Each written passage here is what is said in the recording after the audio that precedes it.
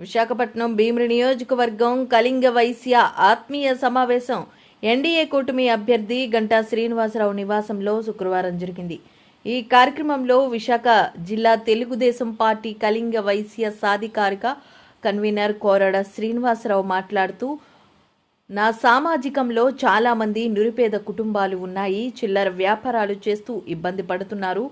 ఎక్కడైనా పెళ్లిళ్ళు కానీ ఫంక్షన్లు కానీ చేసుకోవాలంటే వేలాది రూపాయలు ఫంక్షన్లు తట్టుకోలేక ఇబ్బందులు పడుతున్నాము. మన ప్రభుత్వం వచ్చిన తర్వాత తప్పకుండా మా కళింగ వైశ్యులకు సామాజిక భవన్ ఇప్పించాలని తెలియజేశారు. ఈ కార్యక్రమంలో Bheemili Telugu Desam party incharge Korada Rajababu, BC సాధికార directors Tangudu Santosh, Potnuru Baburao, media coordinator Potnuru Ganesh, Bharatiya Janata party Kisan Morcha ప్రధాన కార్యదర్శి పొట్నూరు వెంకటకృష్ణారావు, పెంట చంద్రభూషణ్ రావు, తెలుగుదేశం పార్టీ నాయకులు లాడి సురేష్, సూరి చంద్రశేఖర్, సకలాబత్తుల సతీష్, గుడ్ల హరినాథ్, కందుల సత్యనారాయణ, కందుల శ్రీధర్, గుడ్ల శ్రీనివాసరావు, ఎస్ విష్ణుమూర్తి, సకలబత్తుల శ్రీనివాసరావు, వివిధ సంఘాల అధ్యక్షులు, కార్యదర్శులు తదితరులు పాల్గొన్నారు.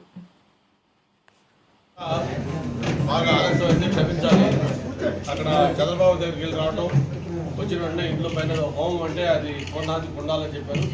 అందుకోసం పైన ఉంటే అదంతా కంప్లీట్ చేసుకొని పూర్ణాహతిలో పాల్గొని వెంటనే మేము కలుసుకోవడం జరుగుతుంది. చాలా అదృష్టంగా కలుసుకోవడం జరిగిన ఆలస్యానికి అందరూ క్షమించండి. ఇప్పుడే మన సోదరుడు చెప్పాడు ఈ సమస్యల గురించి, లేకపోతే మీ మనోభావాలు అవన్నీ. తప్పకుండా మీరు ఎప్పుడు కూడా మా వెంట ఉన్నారు, పార్టీ వెంట ఉన్నారు. మీకు కూడా మేము అండగా ఉండాల్సిన బాధ్యత ఉంది. మీరు అడిగినట్టుగా మీకు ఒక సామాజిక భవనం, అది ఇప్పుడే మన గోపి అలాగే రాజబాబు కూడా చెప్పారు, గతంలో చాలాసార్లు చెప్పారని. మన మధురవాడ ప్రాంతంలో కొమ్మది ఇలాంటి ఏరియా చూసుకొని ఆ ఏరియాలో ఒక మంచి సామాజిక భవనానికి రేపు ప్రభుత్వం మీ ఆశీస్సులతో డైరెక్ట్గా వస్తుందో వచ్చిన వెంటనే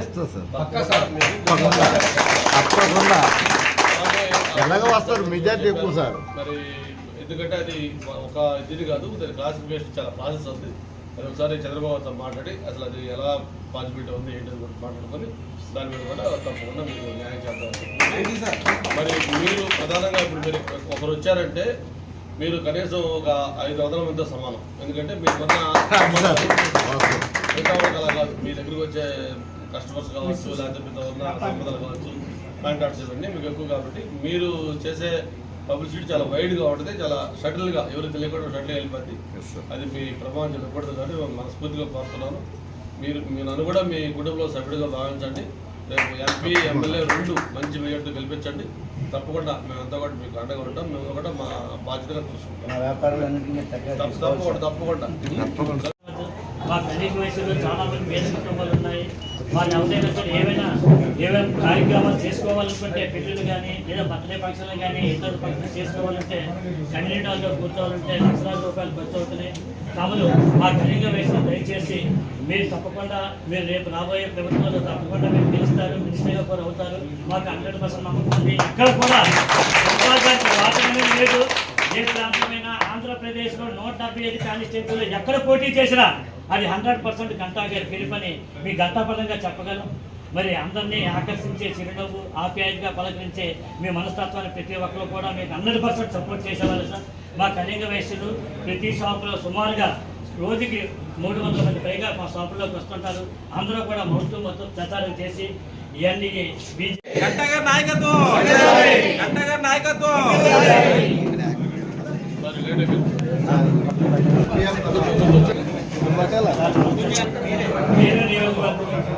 అమ్మాది మారికవలస, బాంబే కాలనీ, బిల్లాపూర్ కాలనీ వాళ్ళందరూ కూడా చాలా సందర్భాల్లో మీకు తెలిసి కాకపోతే